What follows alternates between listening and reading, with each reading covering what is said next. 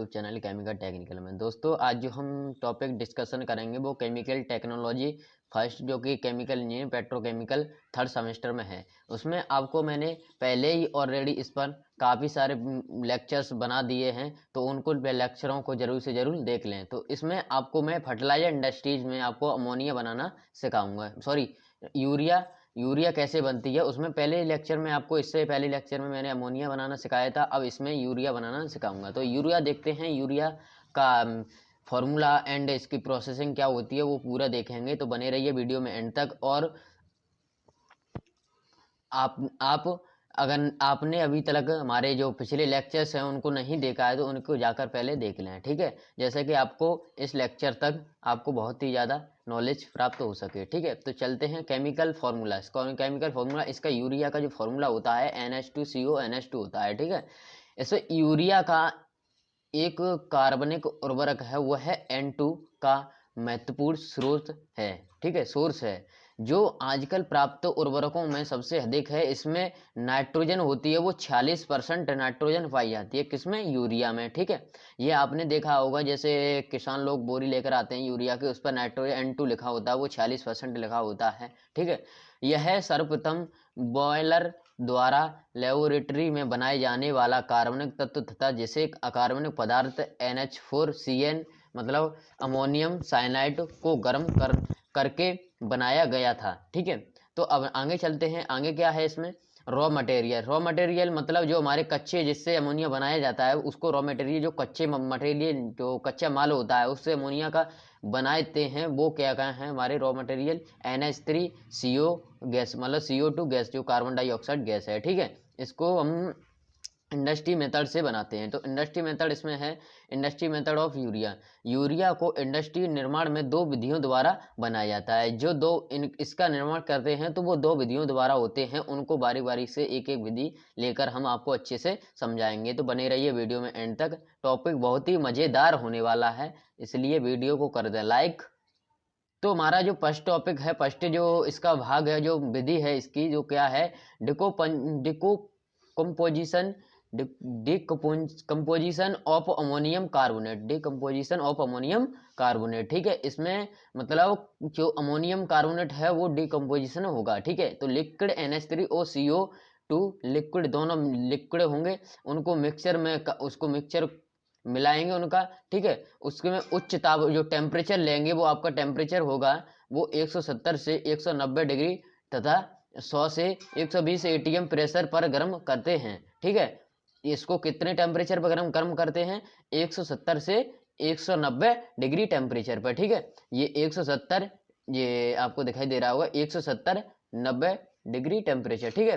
तो अब आप क्या करोगे, फिर उसके बाद आप क्या करोगे, वह अमोनियम कार्बोनेट को जो अमोनियम कार्बोनेट होगा उसको आपको क्या करोगे, 150 डिग्री टेम्परेचर पर फिर 50 ATM मतलब 50 वायुमंडलीय दाब पर, जो ATM हो वायुमंडलीय दाब होगा, उसमें गर्म करके यूरिया प्राप्त करते हैं, ठीक है। तो आप रिएक्शन देख लीजिए, यानी कि रिएक्शन है CO2 प्लस 2NH3 को लिया हमने और अमोनियम कार्बोनेट प्राप्त किया। अमोनियम कार्बोनेट को आप क्या करोगे, उसके फिर दोबारा किस पर कर दोगे, जैसे कि मैंने आपको बताया था, जैसे कि आपको ये 150 टेम्परेचर पर आपको ये दे रहा है, तो वही अमोनियम कार्बोनेट को हम यहाँ पर 150 टेम्परेचर पर और 50 वायुमंडलीय दाब पर गर्म कर रहे हैं, तो आपका ये यूरिया निकल कर आ रहा है, ठीक है। अमोनियम कार्बोनेट को गर्म करेंगे तो हमारा यूरिया निकल कर आ रहा है, ठीक है। तो अब आगे जो सेकंड जो विधि है वो उसको कैसे प्राप्त, अमोनिया से क्या साइड रिएक्शन होती है, जो साइड रिएक्शन होती है उनको भी आपको समझना बहुत ही जरूरी है। यूरिया के निर्माण में निम्न साइड रिएक्शन प्राप्त होती हैं, जो कि आपको 2NH2 और CONH2 मतलब दो रेशियो लेंगे तो साइड रिएक्शन होगी ब्यूरेट, आपको ब्यूरेट प्लस NH3 अलग हो जाएगा, ठीक है। तो आप ये अच्छे से समझ लीजिएगा, अगर एग्जाम में आए तो आपको कोई भी प्रॉब्लम ना आए लिखने में, ठीक है। तो अब इसका प्रोसेसिंग जो देखते हैं, प्रोसेसिंग क्या है इसकी, जो इसकी प्रोसेसिंग थी, आपको इसमें आपको एक ही विधि लिखनी, एक ही विधि इंपॉर्टेंट है, इसलिए मैंने आपको एक ही विधि बताया था, ठीक है। तो आपकी प्रोसेसिंग होगी, जो प्रोसेसिंग आप जो डायग्राम बनाओगे उससे आप डायग्राम को अच्छे से समझ लोगे तो आपको प्रोसेसिंग भी समझ में आ जाएगा। तो मैं पहले प्रोसेसिंग आपको बता दे रहा हूँ, ठीक है।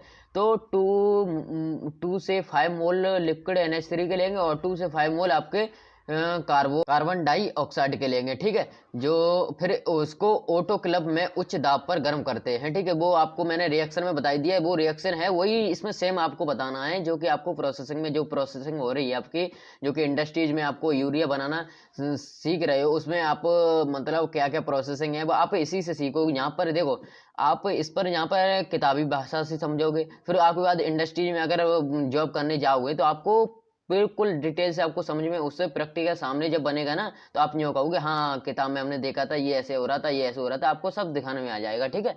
तो आप इसमें क्या करोगे, ऑटो क्लब का रजिस्ट्रेशन टाइम अबाउट टू 1.5 से 2 हावर रखा जाता है, ठीक है, ऑटो क्लब में। किसको, जो अमोनिया का जो NH3 और CO2 को रखा जाता है। परस्पर इनको करके कार्बोनेट बनाते हैं, परस्पर इनकी क्रिया करके कार्बोनेट बनाते हैं, जैसा कि हमने आपको रिएक्शन में बताया था, ठीक है। फिर उसके बाद आप कर रहे हो एफल्ट को 27 ATM पर बिले के हाई फ्लैश एवापोरेटर में भेजते हैं। एवापोरेटर क्या करता है, आपके ऊष्मा को जो एब्जॉर्ब करता है, ठीक है, जो फ्लैश गैस से लिक्विड सेपरेटर एंड कंडेंसर में युक्त होता है, ठीक। फिर उसके बाद आप क्या करोगे, जो कार्बोनेट यूरिया के एक्वियस सॉल्यूशन के एटमॉस्फेयर के फ्लैश जो ड्रम में ले जाया जाता है। इस फ्लैश ड्रम में को पुनः आप क्या करते हो, रिसाइकिल दोबारा से फिर कर देते हो, ठीक है। फिर उसके बाद आपको 80% यूरिया प्राप्त हो जाता है, सॉल्यूशन जो प्राप्त हो जाते हैं उसको वैक्यूम एवापोरेटर में भेजते हैं, जहाँ के मोटर्स फॉर्म में प्राप्त होता है। वैक्यूम एवापोरेटर का टेम्परेचर लगभग 135 डिग्री, वह दाब होता है आपका 60 mm और वह Hg होता है, ठीक है।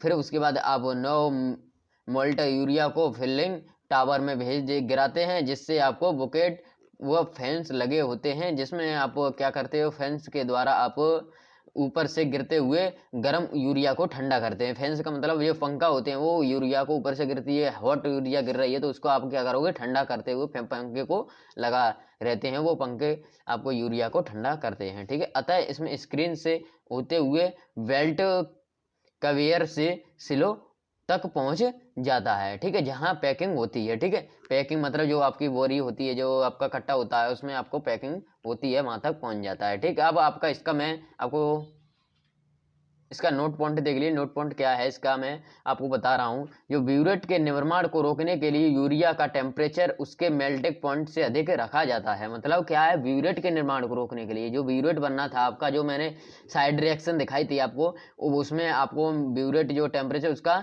मेल्टिंग पॉइंट से अधिक रखा जाता है, ठीक है। अब इसके यूरिया के आप क्या करोगे, यूरिया के आप यूज देखो, यूज क्या होता है इसमें, ऐसे फर्टिलाइजर, फर्टिलाइजर में फर्टिलाइजर मतलब होता है जैसे कि आपको खेती में किसान लोग यूज करते हैं, वो जितनी दवा होती हैं और खाद वगैरह होती हैं, वो फर्टिलाइजर ही होता है, ठीक है। वो आप और क्या करोगे, आप ऐसे मेडिसिन दवा आप समझते हो, दवा मतलब दवाओं में प्रयोग किया जाता है, ठीक। और मेलानस फॉर्मेल्डिहाइड यूरिया का यूज डिनर वेयर में बनाने, मतलब मेलामिन फॉर्मेल्डिहाइड को बनाने के लिए यूरिया का ही प्रयोग किया जाता है, ठीक है। यूरिया का यूज एक प्लास्टिक बनाने में भी किया जाता है, यूरिया का प्रयोग, ठीक है। यूरिया का प्रयोग बहुत ही ज़्यादा होता है, ठीक है।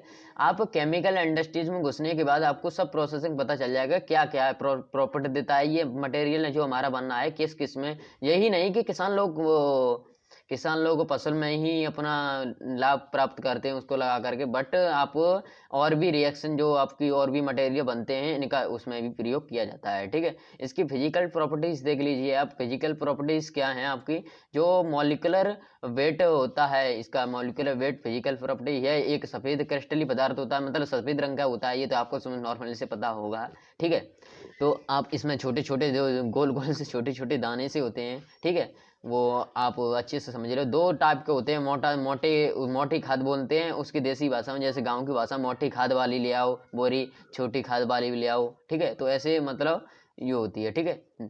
यह है वाटर में सॉल्युबल, मतलब वाटर में तो आपको पता है, वाटर में तो हल घुल जाता है, ये सॉल्युबल मतलब ये घुलना होता है, ठीक है। यूरिया को उच्च दाब पर नहीं रखा जाना चाहिए, मतलब उच्च दाब पर मतलब के उच्च दाब पर नहीं रखना चाहिए। उच्च ताप क्या होता है आपका, जो टेम्परेचर उच्च होगा इसका, इसमें रखे होगे तो आप ये क्या होगा, पिघल जाएगा, ठीक है। इसलिए इसको रखने के लिए आपको नहीं रखना नहीं चाहिए, ठीक। यह हाइड्रोस्कोपिक होता है। ठीक, अब इसका मैं आपको डायग्राम दिखा दे रहा हूँ। डायग्राम इसका क्या है, डायग्राम आप अच्छे से समझ लीजिएगा, फिर उसके बाद आपका ये लेक्चर खत्म होगा।